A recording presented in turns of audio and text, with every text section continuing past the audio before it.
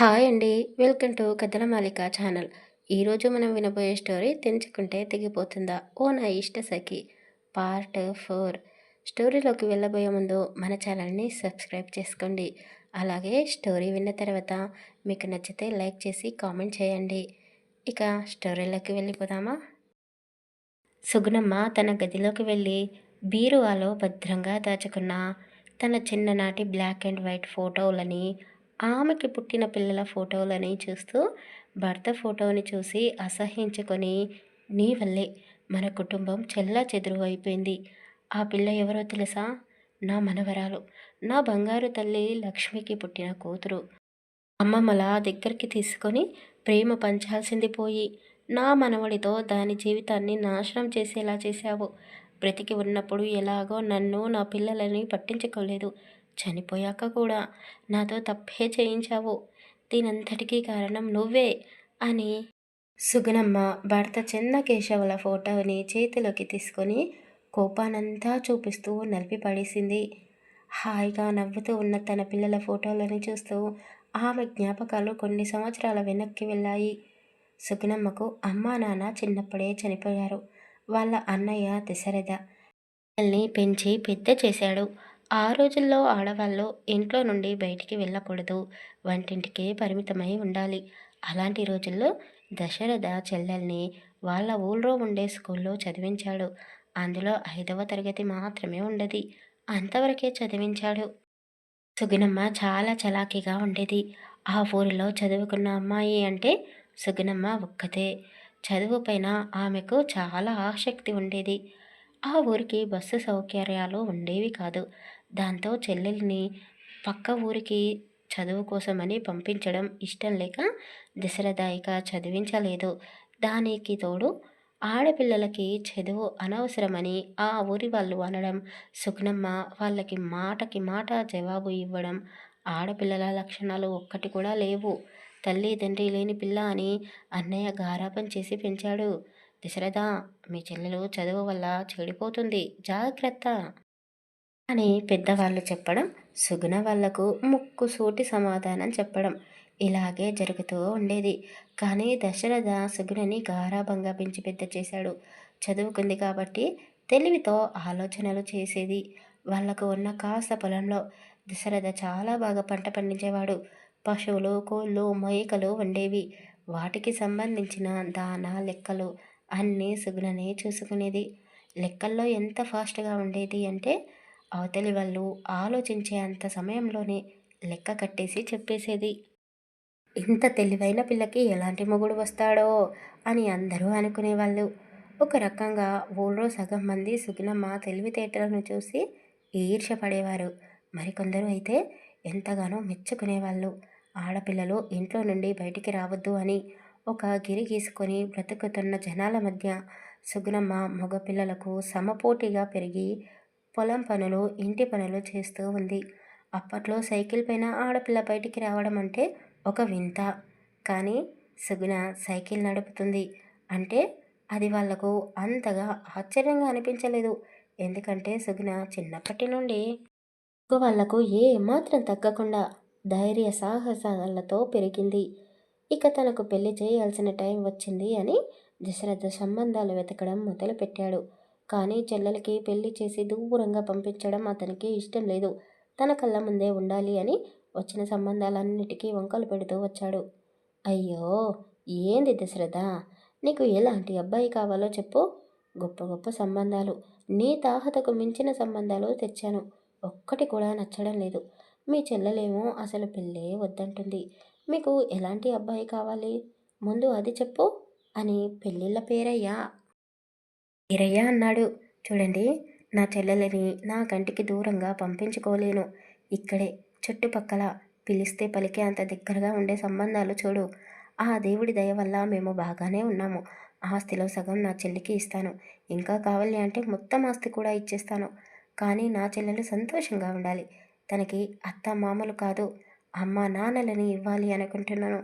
చిన్నప్పటి నుండి తల్లిదండ్రుల ప్రేమలను నోచుకోలేదు.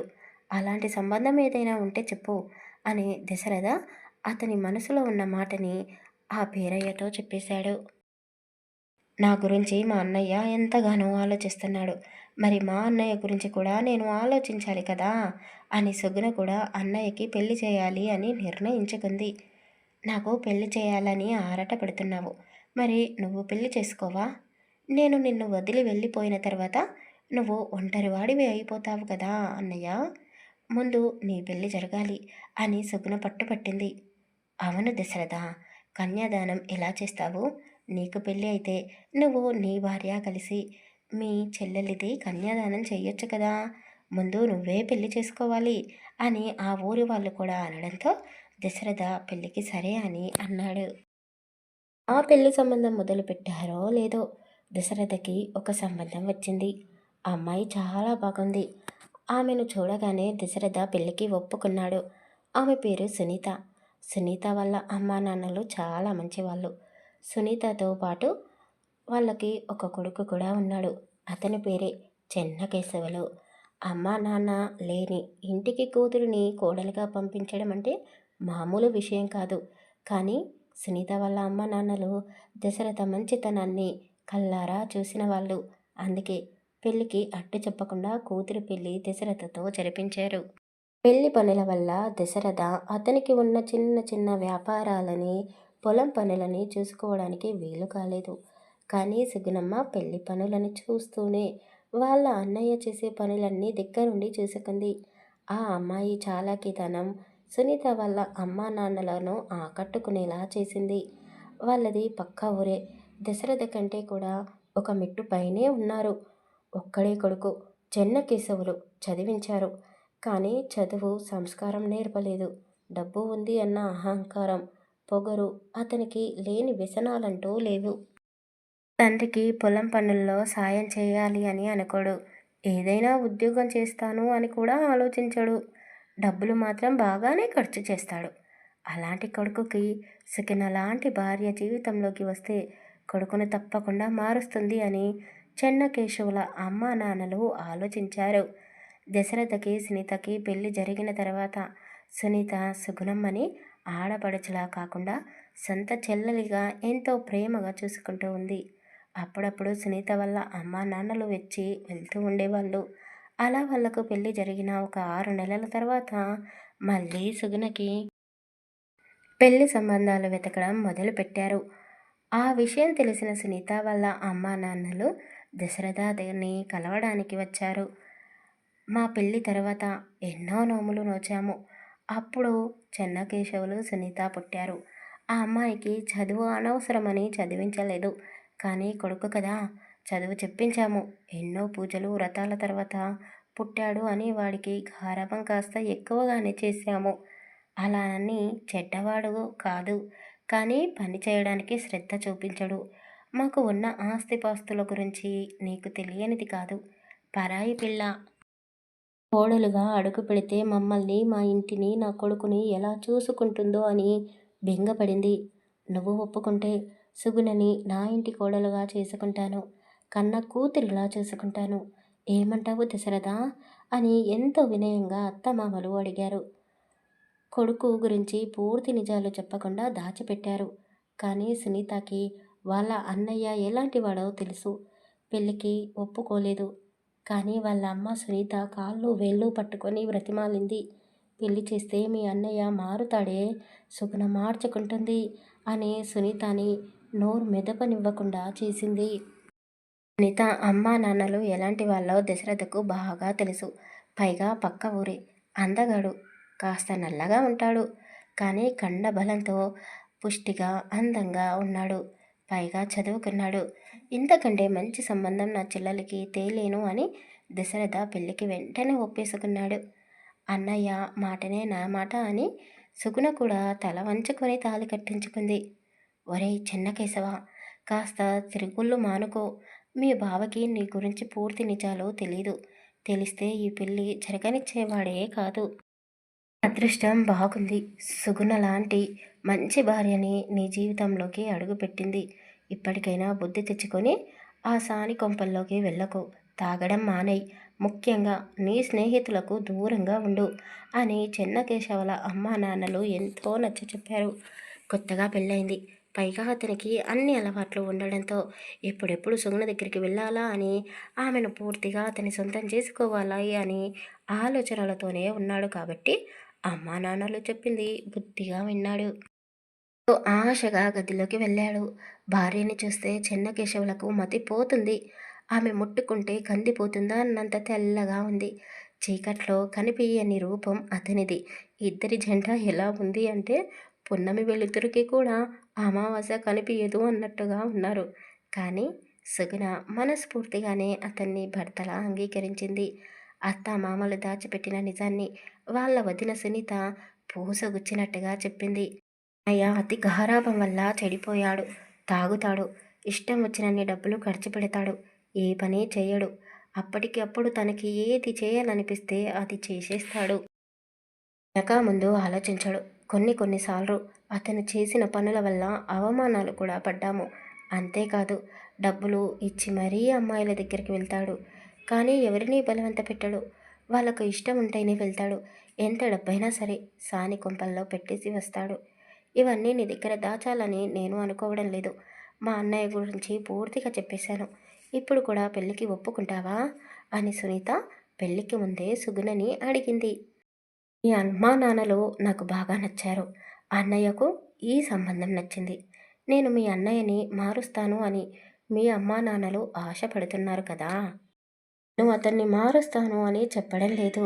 కానీ నేను చూపించే ప్రేమ వల్ల అతను మారుతాడేమో అని సుగుణ చెప్పగానే సునీత మరదలని హత్తుకొని, నీకు అక్కడ ఎలాంటి ఇబ్బంది ఉండదు. మా అమ్మ నాన్న నిన్ను చాలా ప్రేమగా చూసుకుంటారు. కానీ మా అన్నయ్య వల్ల ఏదైనా ఇబ్బంది కలిగితే వెంటనే నాకు చెప్పు, నేను మాట్లాడతాను అని చెప్పింది. గదిలోకి వచ్చిన చెన్నకేశవులు ఆశగా భార్య వైపు చూస్తూ ఉన్నాడు. అతను చూసే చూపులని అర్థం చేసుకున్న సుగుణ వదిన చెప్పింది గుర్తు చేసుకుంది. నిన్ను తాకడానికి వచ్చినప్పుడు మా అన్నయ్యకి కొన్ని షరతులు పెట్టు. తాగే వాళ్ళంటే నాకు ఇష్టం లేదు అని చెప్పు. పరాయి ఆడవాళ్ళ వైపు కన్నెత్తి కూడా చూడకూడదు అని మాట తీసుకో అని వదిన చెప్పింది గుర్తు చేసుకొని ఆలోచనలో పడింది. అతను దగ్గరగా వచ్చి సుగుణ అని ప్రేమగా పిలిచాడు. ముద్దుగా బొద్దుగా ఉన్న సుగుణని చూస్తూ భలే ముద్దుగా ఉన్నావు, ముద్దొస్తున్నావు అంటూ ఆమెని దగ్గరికి తీసుకొని ముద్దు పెట్టుకున్నాడు. తొలి స్పర్శ, తొలి ముద్దు సుగుణకి బాగా నచ్చాయి. భర్తకి అట్టు చెప్పాలి అని అనుకోలేదు. ఎంతో ఇష్టంగా అతని ప్రేమలో కరిగిపోయింది. అలా ఒక 3 నెలల పాటు చిన్నకేశవులు భార్య కొంగును వదలలేదు. గడప దాటి బయట అడుగు పెట్టలేదు. వాడు నీతో ప్రేమగా ఉంటున్నాడని మిమ్మల్ని చూస్తుంటేనే తెలుస్తుంది. కానీ ఎన్ని రోజులని ఇలాగే ఉంటారు? కాస్త పొలం పనులు చూసుకోమని చెప్పమ్మా, లేదా ఏదైనా ఉద్యోగమైనా చేయమను. మీ మామయ్యకు ఇబ్బందిగా ఉంది అని అత్తగారు చెప్పడంతో సుగుణ భర్తకి అదే మాట చెప్పింది. కానీ అతను ఏ పని చేయడం లేదు. సుగుణ చుట్టే తిరుగుతూ ఉన్నాడు. ఇలా అయితే కష్టమని చెప్పి ఒకరోజు సరదాగా బయటికి వెళ్దామా అని భర్తని అడిగింది. మొదటిసారి భార్య బయటికి వెళ్దామా అని అడిగింది అని చెన్నకేశవులు కాదనలేకపోయాడు. 6 నెలల నుండి ఒక మూలకు పెట్టిన స్కూటర్ని బయటికి తీశాడు. ఎక్కడికి వెళ్దాం అని అడిగాడు. ఎక్కడికేంటి, మనకు ఎంత పొలం ఉంది, ఎక్కడ ఉంది, అవన్నీ నాకు చూపించవా, మన పొలం దగ్గరికి తీసుకొని వెళ్ళు అని చెప్పింది. అతను నవ్వుకుంటూ నాకే సరిగ్గా తెలీదు, ఇక నీకేం చూపిస్తాను అని అన్నాడు. ఓ అలాగా, పర్వాలేదు, అక్కడ మామయ్య ఉంటాడు కదా, ఇద్దరం కలిసి తెలుసుకుందాం అని అలా చూస్తూ సినిమాకి వెళ్దామని అంటావనుకున్నాను. కానీ నువ్వేంటి పొలాన్ని చూస్తాను అంటున్నావు.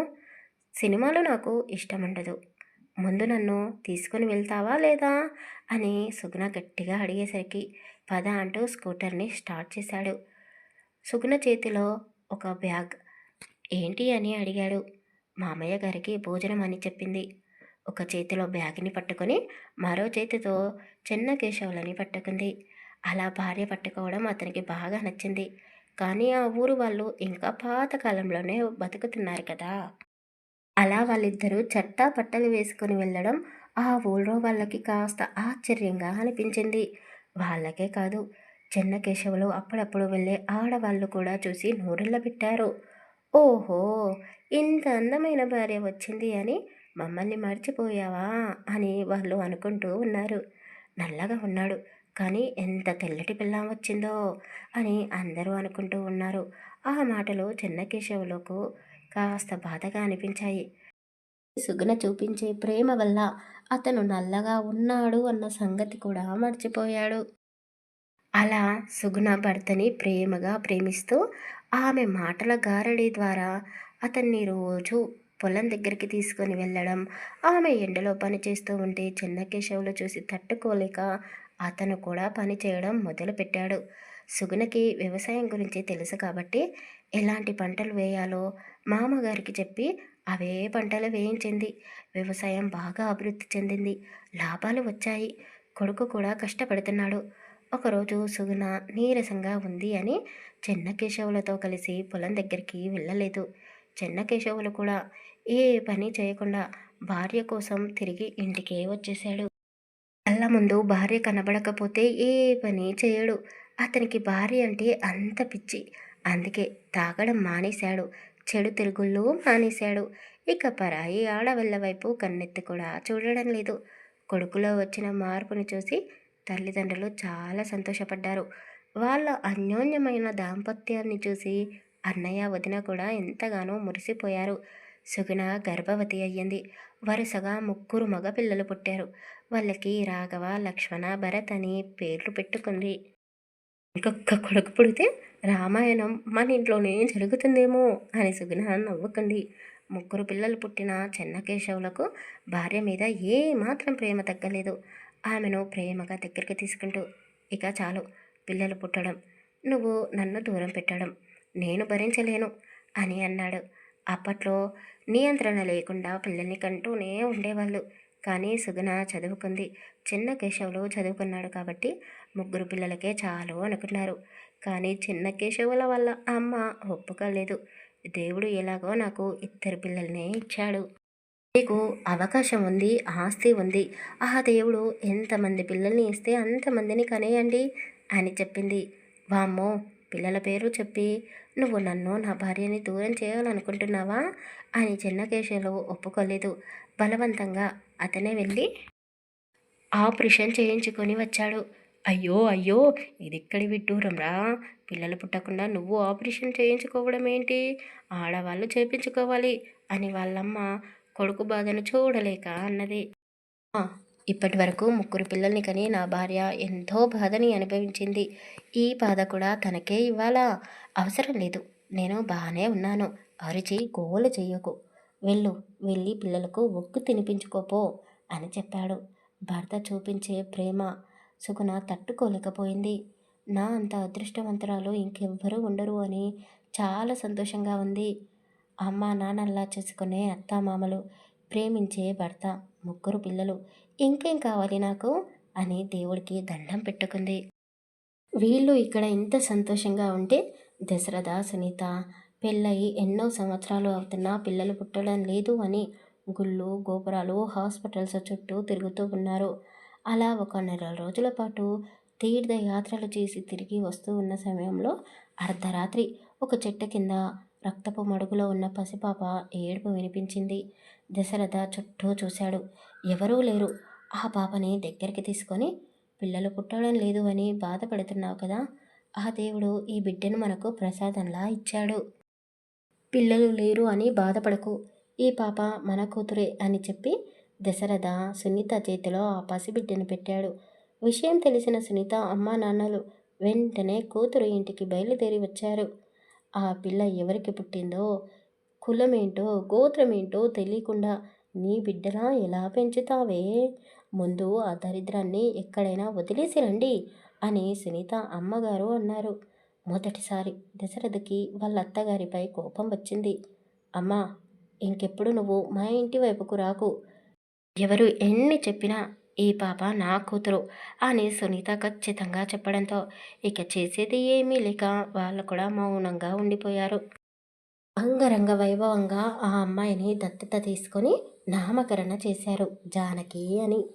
అన్నయ్య, నా కొడుకు పేరు రాఘవ, నీ కూతురు పేరు జానకి. ఇద్దరి పేర్లు భలే కలిశాయి.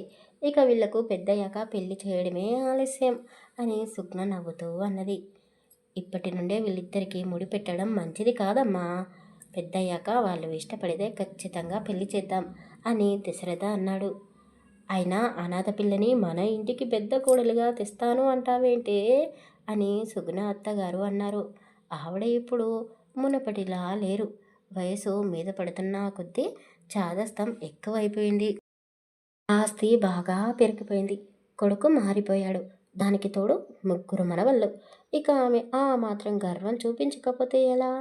అంతలో చెన్నకేశవులు ఆపరేషన్ చేయించుకొని 6 నెలలు కలిచిపోయాయి. సుగుణ మళ్ళీ కళ్ళు తిరిగి కింద పడిపోయింది. హాస్పిటల్లో చెక్ చేస్తే సుగుణ కడుపుతో ఉంది అని చెప్పారు. చెన్నకేశవులు చేయించుకున్న ఆపరేషన్ ఫెయిల్ అయ్యింది అని డాక్టర్లు చల్లగా చెప్పేశారు కబురుని. ఇక చెన్నకేశవులు అమ్మగారు అయితే సంతోషం తట్టుకోలేకపోయింది. నేను చెబితే విన్నారా? దేవుడు నా కూతురికి పిల్లలు పుట్టకుండా చేశాడు. మీకేమో వద్దు అంటున్నా పిల్లలు పుడుతూనే ఉన్నారు. నోరు మూసుకొని ఈ 4వ వాడిని కనేసేయండి అని చెప్పింది. సుగిన చెన్నకేశవులు ఒకరిని ఒకరు చూసుకొని నవ్వుకుంటూ, ఏంటండి ఇలా జరిగింది? పర్వాలేదులే, 1 సంవత్సరం పాటు నిన్ను చూస్తూ అలా ఉండాలి. కానీ ఈసారి అబ్బాయి వద్దు, అమ్మాయి కావాలి అని చెన్నకేశవులు భార్యని గుండెలపై పడుకోబెట్టుకొని అన్నాడు. అతను కోరుకున్నట్టుగానే అమ్మాయి పుట్టింది. ఆ అబ్బాయిలు చామన ఛాయగా పుట్టారు. కానీ ఈ అమ్మాయి అచ్చం సుగుణమ్మలా తెల్లగా పాల నురగలా ఉంది. కూతురిని చూసి చెన్నకేశవులు ముద్దు చేశాడు. ఒకప్పుడు చెన్నకేశవులు తాగుబోతూ తిరిగిపోతూ నల్లగా ఉంటాడు అని ఎంతోమంది అమ్మాయిలు పెళ్లి చేసుకోవడానికి ఇష్టపడలేదు. అలాంటి వాళ్ళు ఇప్పుడు అతని సంతోషాన్ని చూస్తే నేను కదా అతని పక్కన ఉండాల్సింది అని మనసులో అనుకుంటూ ఉన్నారు. చెన్నకేశవులకు దూరపు బంధువు, వరుసకి మరదలు అయిన సరస్వతి కూడా చెన్నకేశవుల్ని పెళ్లి చేసుకోవడానికి అంగీకరించలేదు. సిటీలో సొంతంగా ఇల్లు కూడా లేని ఒక అతన్ని అందంగా ఉన్నాడు అని పెళ్లి చేసుకుంది. సంవత్సరం తిరిగేసరికి కడుపుతో ఉంది. ఒకరోజు అతనికి యాక్సిడెంట్ అయ్యి చనిపోయాడు. అతని తరపున ఎవరూ లేరు. ఆస్తి కూడా లేదు. సరస్వతికి అమ్మా నాన్న లేరు. మేనత్త అయిన చెన్నకేశవులు అమ్మ సునీతతో పాటు సరస్వతిని కూడా పెంచి పెద్ద చేసింది. పెళ్లి చేసుకుంటావా అని వయసుకు వచ్చినప్పుడు అడిగింది. కానీ ఆమె ఇష్టం లేదు అని ముఖం మీదే చెప్పేసింది. ఎన్నో సంబంధాలు తెచ్చినా పెళ్లి చేసుకోలేదు. అప్పట్లోనే ప్రేమ వ్యవహారాలు నడిపించింది. ప్రేమించిన వాడినే పెళ్లి చేసుకొని వెళ్ళిపోయింది. తిరిగి ఊరికి రావాలి అని అనుకోలేదు. భర్త చనిపోయాక కొడుకు పుట్టాడు. చాలా ఇబ్బందుల్లో ఉంది. ఇప్పుడు చెన్నకేశవులు మారిపోయాడు. ఆస్తిపాస్తులు బాగా సంపాదించాడు అని తెలుసుకొని సహాయం కోసం తిరిగి ఊరికి వచ్చింది సరస్వతి. సరస్వతిని బాలకాన్ని, ఆమె పరిస్థితిని చూసి అందరూ జాలి చూపించారు. కానీ చెన్నకేశవులు చిన్నప్పటి నుండి కలిసే పెరిగిన మరదలిపై కాస్త ఇష్టాన్ని పెంచుకున్నాడు. కాబట్టి ఆమెను అలా చూసి తట్టుకోలేకపోయాడు. సునీత దాచిపెట్టిన విషయం సరస్వతి విషయం. ఆమెకు పెళ్ళి అయిపోయింది కదా అని ఆమె గురించి సుగుణతో చెప్పలేదు. చెన్నకేశవులు ఒకప్పుడు సరస్వతిని పెళ్లి చేసుకోవాలి అని ఆశపడ్డాడు. కాదు కాదు, చిన్నప్పటి నుండే ప్రేమ పెంచుకున్నాడు. సరస్వతి ఇప్పుడు ఆసరా కోసం చెన్నకేశవ దగ్గరికి వచ్చింది. మరి తన రాక సుగుణ చెన్నకేశవుల మధ్య దూరాన్ని పెంచుతుందా? సరస్వతి ఇక వీళ్ళ దగ్గరే శాశ్వతంగా ఉండిపోతుందా? తర్వాయి భాగంలో తెలుసుకుందాం. కథ నచ్చితే లైక్ చేసి కామెంట్ చేయండి. అలాగే మన ఛానల్ని మర్చిపోకుండా సబ్స్క్రైబ్ చేసుకోండి. Thank you for listening.